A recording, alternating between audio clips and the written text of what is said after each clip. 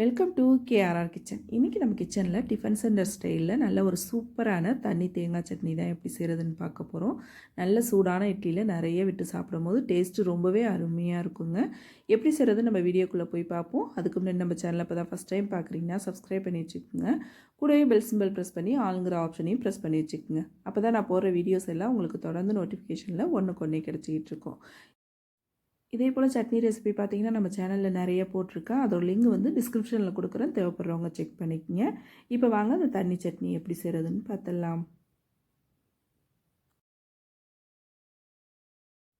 இப்போ சட்னி செய்யறதுக்கு அடுப்பில் ஒரு கடாயை வச்சுருக்கேன். அதில் ஒரு 2 டீஸ்பூன் அளவுக்கு எண்ணெய் சேர்த்துக்கிறேன்.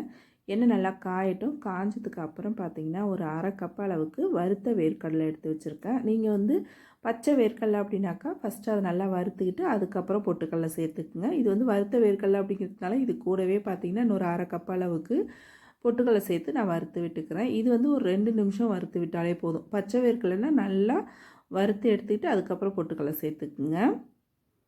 இப்போ இது ரெண்டும் ஓரளவு நல்லா வதங்கி வந்ததுக்கப்புறம் பார்த்திங்கன்னா இந்த சட்னிக்கு தேவையான அளவு பச்சை மிளகாய் சேர்த்துக்கிறேன். நான் இன்றைக்கி ஒரு 6 பச்சை மிளகாய் சேர்த்துருக்கேன். இது வந்து சின்னதாக இருக்குது, அதனால் 6 எடுத்துருக்கேன். நீங்கள் உங்கள் காரத்துக்கு தகுந்த அளவு எடுத்துக்கோங்க.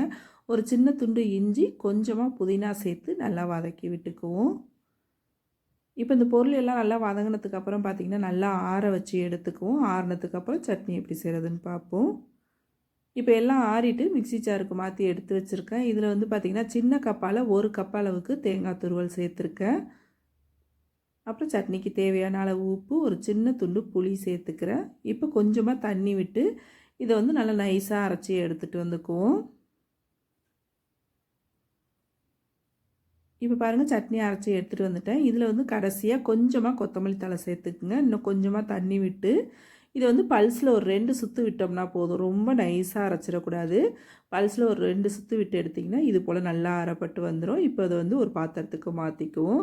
இந்த சட்னி நல்லா தண்ணியாக வச்சு சாப்பிடும்போது டேஸ்ட்டு அருமையாக இருக்கும். அதனால் தண்ணி கொஞ்சம் தாராளமாக சேர்த்து சட்னியை நல்லா கலந்து விட்டுக்குங்க.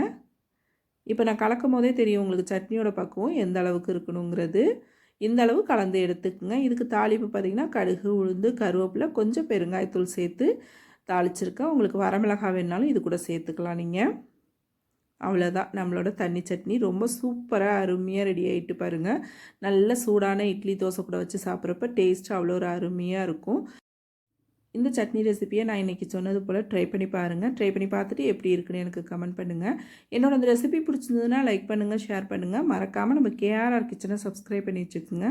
நாளைக்கு வேறு ஒரு ரெசிபியோடு சந்திப்போம். தேங்க்ஸ் ஃபார் வாட்சிங்.